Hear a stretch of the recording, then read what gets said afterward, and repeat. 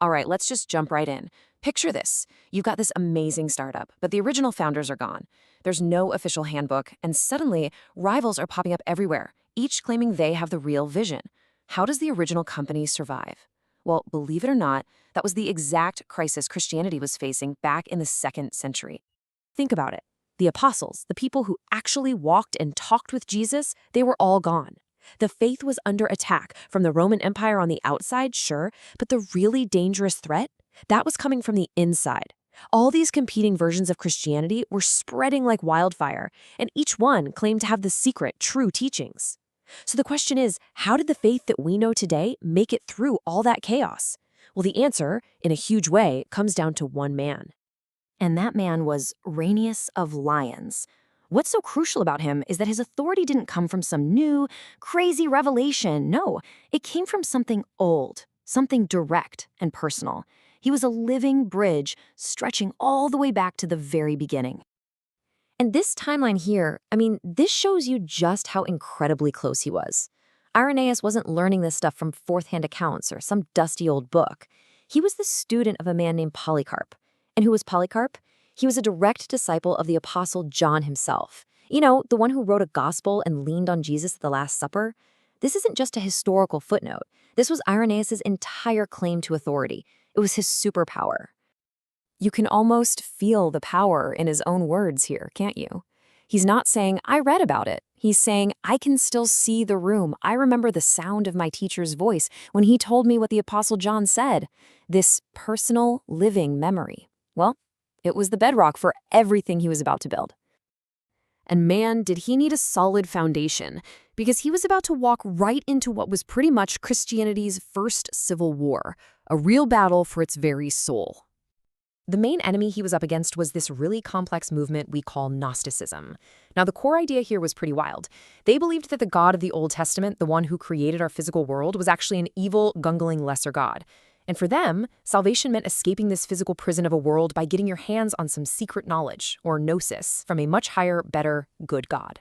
So you can see just how totally different these two belief systems were. You had the apostolic faith saying, nope, there's one God, the physical world is good, Jesus was a real man of flesh and blood, and faith is for everybody. And then Gnosticism comes along and just flips the whole table over, saying Jesus was basically a ghost and salvation was only for an elite few in a secret club. This wasn't some minor disagreement. This was a battle over the nature of God, Jesus, and reality itself. Irenaeus saw this as an absolute existential threat. So what did he do? He forged a weapon. Not a sword, but a book. A massive, incredibly detailed 5-volume takedown of Gnosticism called Against Heresies. It was really the first great work of Christian theology, and its whole purpose was to systematically pick apart the Gnostic worldview, piece by piece.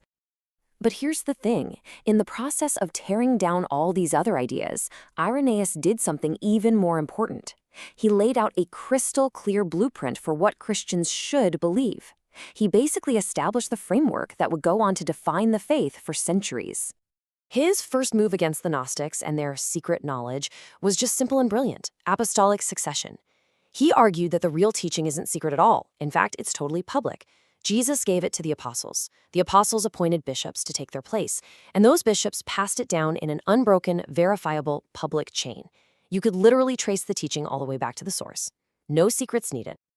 And within that chain of command, Irenaeus pointed to one church as the ultimate fact-checker: the church in Rome. Why? Because it was founded by the two most famous apostles, Peter and Paul. He argued that its preeminent authority made it the gold standard.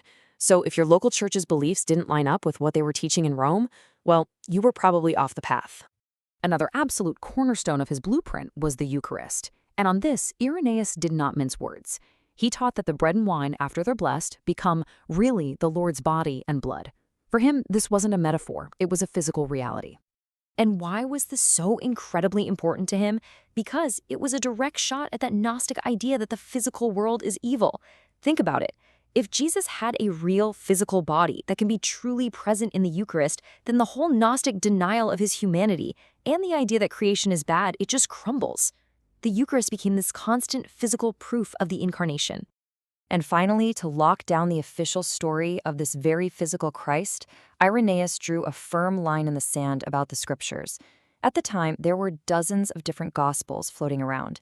He was the first to make a really strong, detailed argument that there should only be a core canon of 4: Matthew, Mark, Luke, and John. Defining the official books was absolutely crucial for creating a single, unified faith.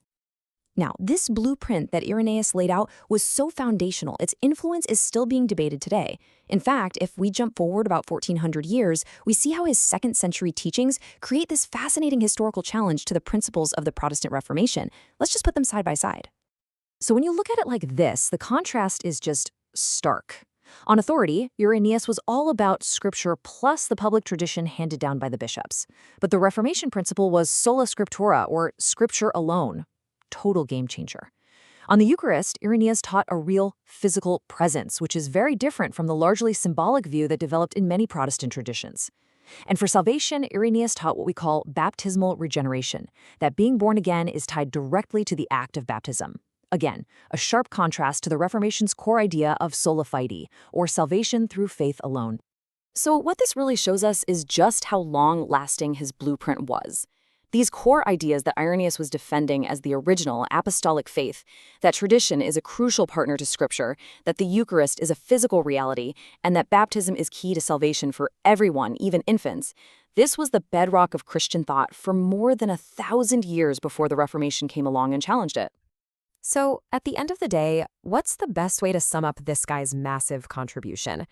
For me, the most powerful way to think about him is as a kind of surveyor. Imagine the landscape of Christian belief was becoming this wild, overgrown mess with all these new ideas popping up. What Irenaeus did was he went back to find the original property markers. He talked to the people who knew the founders, people like his teacher, Polycarp, and he meticulously mapped out the original boundaries of the faith. He wasn't trying to invent anything new. He was just recording and defending the borders that he believed had been there from the very beginning.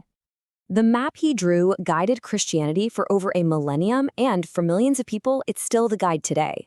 And that leaves all of us with a really fascinating question to think about. In our constantly changing world, how much authority should a map drawn in the 2nd century have on how we navigate faith and belief today?